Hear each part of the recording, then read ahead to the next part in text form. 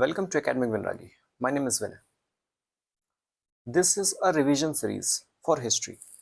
History की जो class 12 history की जो 3 पार्ट है NCERT, that is themes 1, 2, 3. This is the next video of this series. और मैं एक बार फिर से आपको बता दूं कि ये रिवीजन वीडियो है. इसका मतलब है कि आई एक्सपेक्ट कि आपने इस चैप्टर को पहले खुद से पढ़ लिया होगा, तभी आपको इस वीडियो का जो पूरा क्रक्स है वो मिलेगा और मजा आएगा. तो ये वीडियोस मैंने अपने प्रिपरेशन के टाइम बनाया था फॉर माई सेल्फ. मैंने अपने आप के लिए कि जब मैं रिवीजन करूं तो क्योंकि हम भूल जाते हैं तो मैं वापस अपनी इन्हीं वीडियोस को देखता था, साथ में अपने नोट्स रखता था और ये वाली NCERT.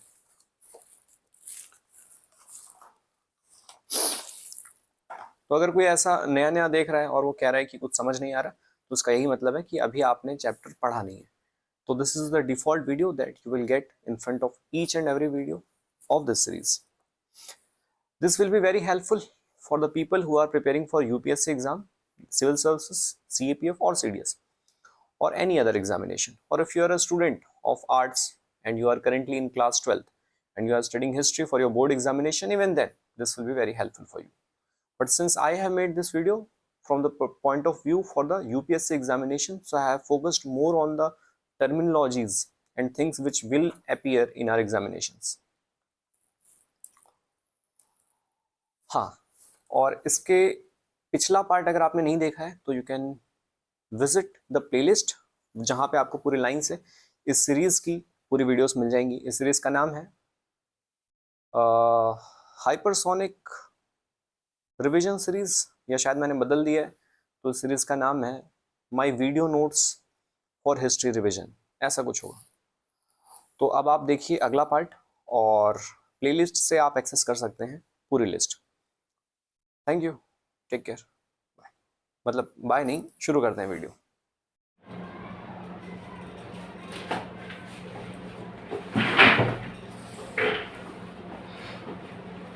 Hello everyone, this is the second video, second chapter of themes 1 history. तो अब हम ये पढ़ेंगे. ये जो डेड्स को जो दफनाया जाता था तो उसमें कुछ और इम्प्रूवमेंट हुए, कुछ नई चीज़ें हुई. They started making elaborate stone structure which is known as megaliths. और एपिग्राफी क्या होता है? द स्टडी ऑफ इंस्क्रिप्शंस यानी शिलालेख इज नोन एज एपिग्राफी. और अब हम पढ़ रहे हैं तो ऋग्वेद का ये हो चुका है कंपाइलेशन.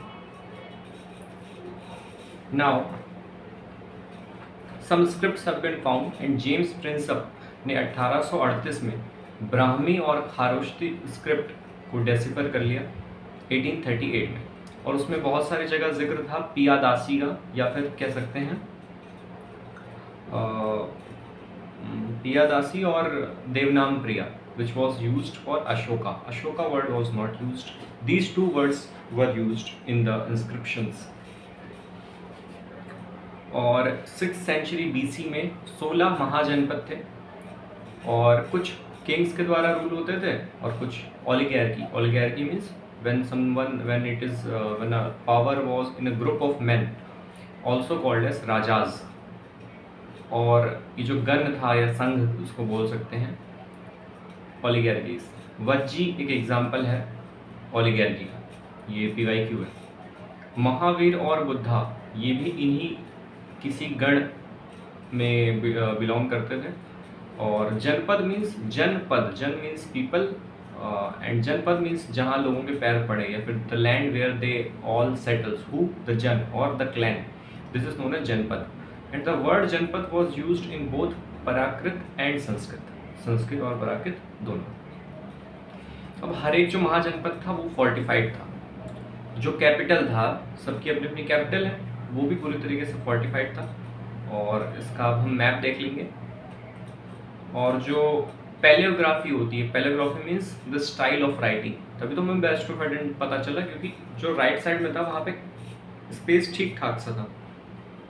यानी आदमी ने यहाँ से लिखना चालू किया और लास्ट में आते आते उसको कंजेस्टेड करना पड़ा. यहाँ पे स्पेस कम था, मतलब जब जगह नहीं बची तो उसने ऐसे लिखने लगा. इस तरीके से हमें पता चला कि it was written from right to left. और अर्लीस्ट इंस्क्रिप्शन जो है वो प्राकृत लैंग्वेज में था और उसमें मेंशन था अजात शत्रु और अशोका का।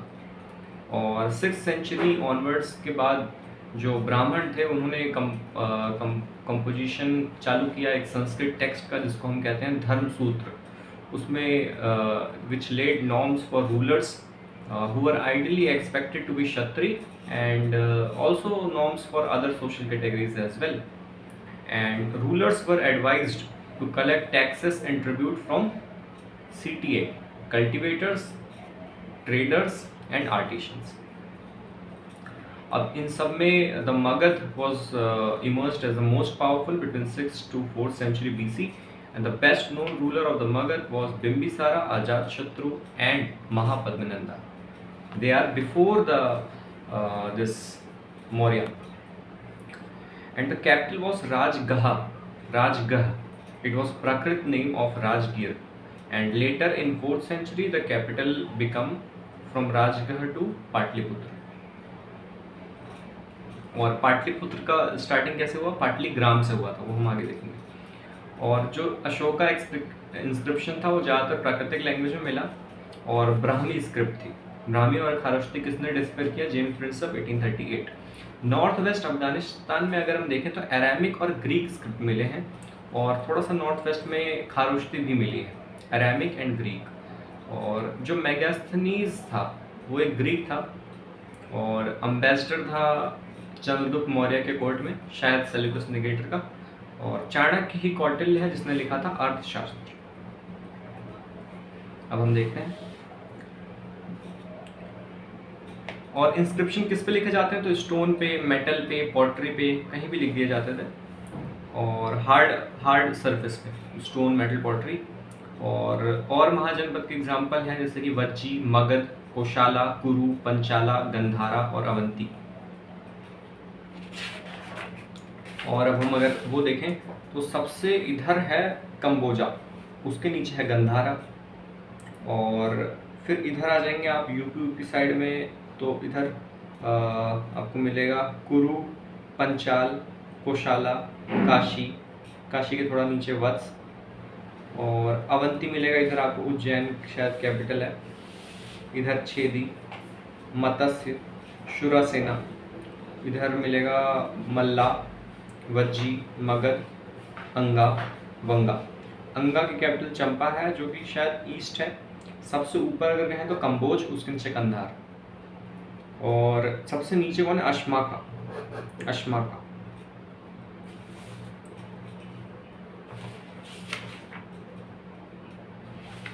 ठीक है, अब हम देखेंगे कि जो एडमिनिस्ट्रेशन था वहाँ का कैसा था। तो 5 इंपॉर्टेंट सेंटर थे। एक तो कैपिटल जो कि पाटलिपुत्र है, और 4 और क्या थे? तक्षशिला, उज्जैन, तोसाली, स्वर्णनगरी। तक्षशिला और उज्जैन वो लॉन्ग डिस्टेंस ट्रेड रूट पे था। और जो तोसाली है और इसके बाद है स्वर्णनगरी। स्वर्णनगरी जो नीचे कर्नाटक के गोल्ड माइंस था तो उनको for tapping gold mines in Karnataka, this was important centre Swarnanagari. फिर अशोक के हमें क्या मिले? Major rock edict, minor rock edict, pillar inscriptions. I don't know the exact amount but major rock edict book में तो 9 जगह है लोकेशन, उसकी लोकेशन पढ़ लेते हैं। मनशेरा, शाह बाजागरी और कंधार, कलसी, गिरनार, सोपारा, शिशुपालगढ़, जागुड़ा, ये कंधार तो अपना पता ही था। गिरनार गुजरात में है और बाकी देख लेंगे कहाँ है। चोला चेरा पांडा साउथ की चीजें हैं, ठीक है। धम्मा पता ही है कि अशोक ने धम्म का वो किया और उसने क्या बोला था कि धम्म में क्या करना है कि one must respect toward elders, generosity towards Brahman and the people who have renounced their life. Third one is respect for religions and traditions other than one's own and treat slave and servants kindly. और ये सही से follow हो इसलिए उसने धम्म महामत्ता भी एक position बनवाया था। मेगास्थनीज ने 6 सब कमेटी दी फॉर कोऑर्डिनेटिंग मिलिट्री एक्टिविटी। पहली नेवी, दूसरी ट्रांसपोर्ट एंड सुपरविजन, हालांकि इसका और भी काम था। Third one was foot soldier, fourth is horse, 5 is chariot, 6 is elephant. जो सेकंड वाला है उसका और काम क्या था कि arrange the bullock carts and food for the soldiers and fodder for the animals and recruit servant and artisans for to look after the soldier. जो stone sculpture of Mauryan considered to be an example of spectacular art typical of empires, stone sculpture. By 2nd century BC new kingdoms emerged in several parts। धीरे धीरे अब और भी होने लगे, चीफडम्स बनने लगे अलग अलग, जैसे कि साउथ में हो गया चोला चेरा पांड्या हो गया। तो चोला चेरा पांड्या कहाँ पे था? तमिलकम में। तमिलकम क्या है? जो आज का, अगर प्रेजेंट डे का हम बात करें तो आंध्रा, केरला, तमिलनाडु, ये जो पार्ट है तमिलकम है। और चीफडम क्या होता है? एक पावरफुल मैन होता है। अगर वुमेन कहते तो नहीं, चीफडम इज अ पावरफुल मैन, या फिर हो भी सकता है हुज पोजीशन मे और may not be heredity. Heredity है, नहीं है, हो भी सकता है, नहीं भी हो सकता है। And they had no regular armies and officials in chiefdoms. और उसके बाद हम देखते हैं सतवाहना। सतवाहना और शाका, शाका साका एक ही चीज़ है। सतवाहना क्या था? वेस्टर्न सेंट्रल इंडिया में 2nd century BC से 200 कॉमन एरा तक, यानी AD तक इन्होंने सतवाहना ने रूल किया है। शाका जो थे वो सेंट्रल एशिया से आए थे, उनकी ओरिजिन थी, और नॉर्थ वेस्ट और थोड़ा वेस्ट साइड में ही थे। और इनका जो रेवेन्यू आता था इन दोनों का कैसे आता था? लॉन्ग डिस्टेंस ट्रेड से। And they were claiming high status. कौन? Kushan.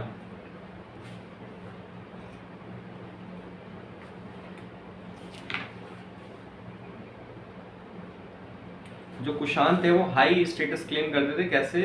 Bye by the name of deity, देवी देवताओं के नेम से। या जैसे कुषाण का जो सिक्का उसने छपवाया, उस अपना सामने छपवाया, पीछे किसी देवता के छपवा दिया। High variety of deities. Kushan was from 100 BC to 100 common era and from central Asia to number 1। Kushan शायद साका ही था and he adopted the title Devaputra. So who adopted the title Devaputra? He was Kushan. Maybe inspired from Chinese rulers because they were considering themselves as from heaven, something heaven, people from heaven, son of heaven, वहाँ से शायद ये inspire हुआ है।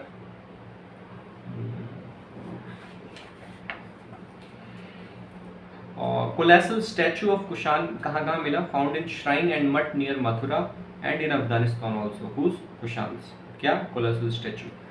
समंतास कौन है? Man who maintain themselves through local resources including control over land, and वो offer करते थे homage and provide military support to rulers. और प्रयाग प्रशस्ति संस्कृत में लिखी गई है by Hari Singh, court period of Samudragupta 400 AD। And Silappadikaram, ये क्या है? एक तमिल एपिक है।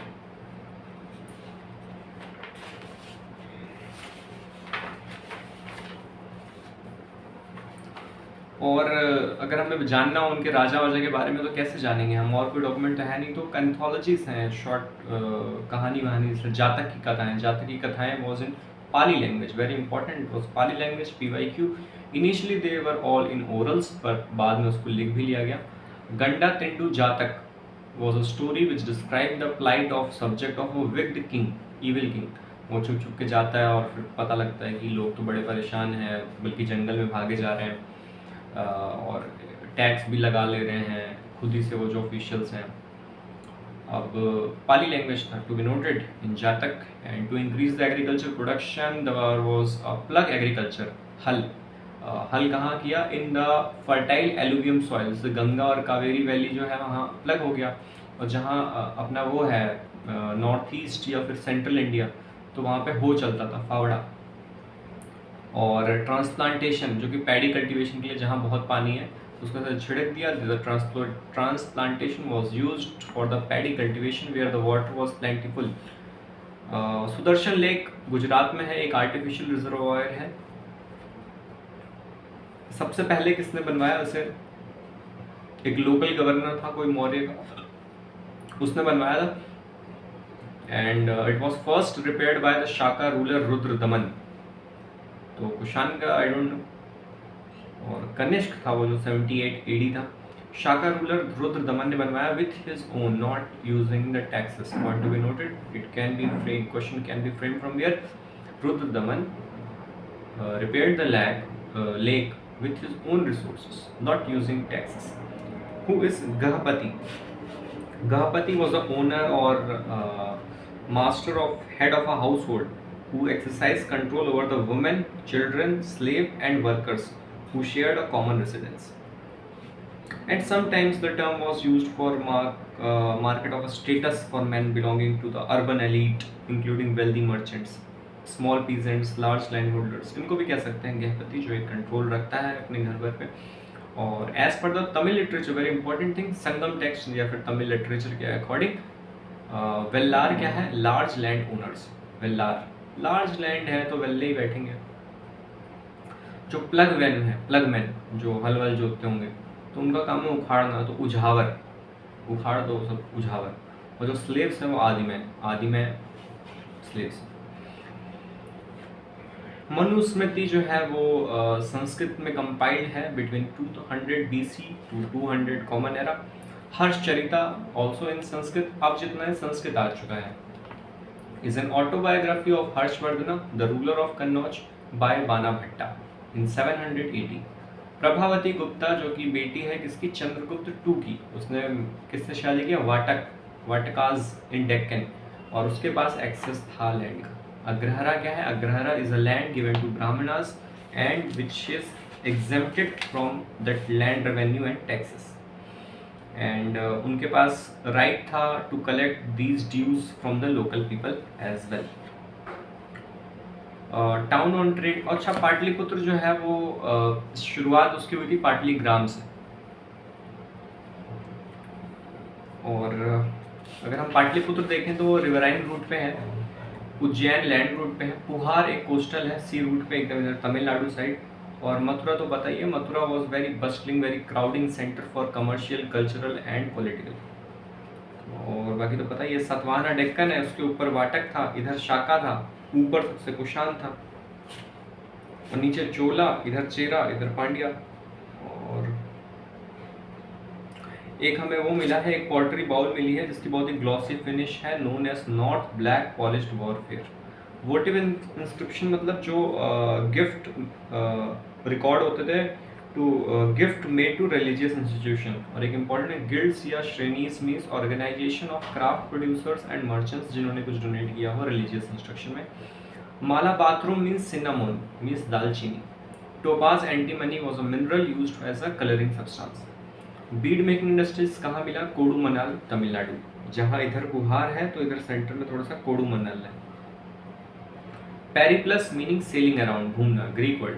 और एरिथ्रियन भी ग्रीक है, इसका मतलब है red sea. Periplus sailing around, Erythraean, red सी.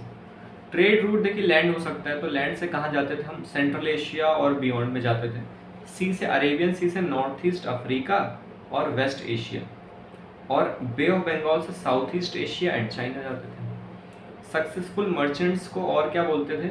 मसातुवन. मसत्तुवन तमिल में बोलते थे.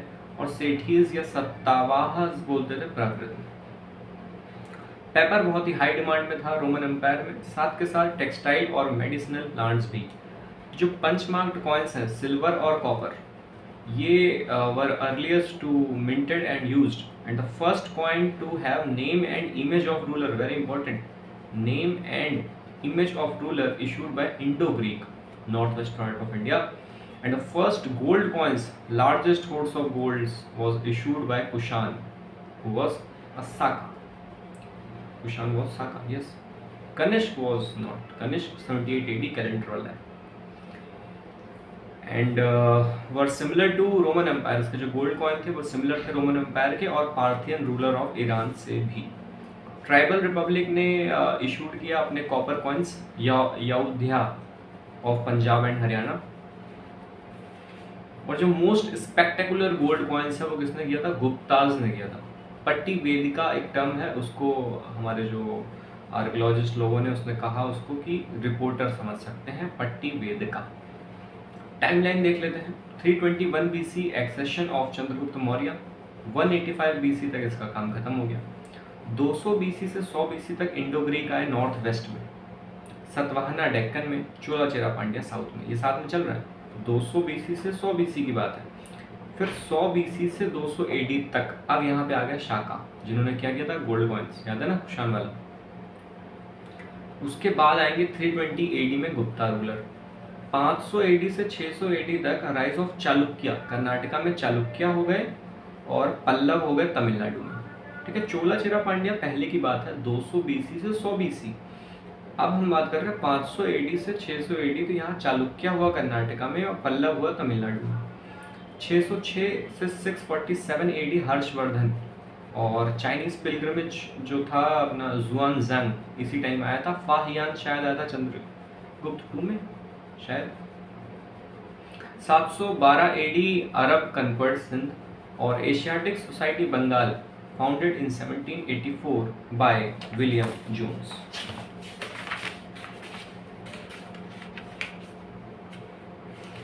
And Devnam Priya means beloved of the gods.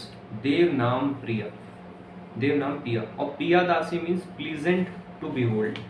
Both names were used for Ashoka.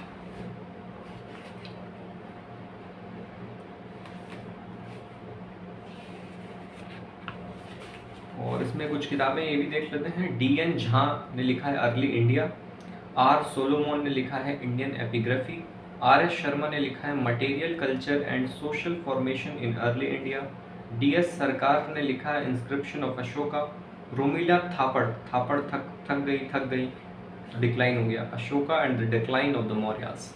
Thank you.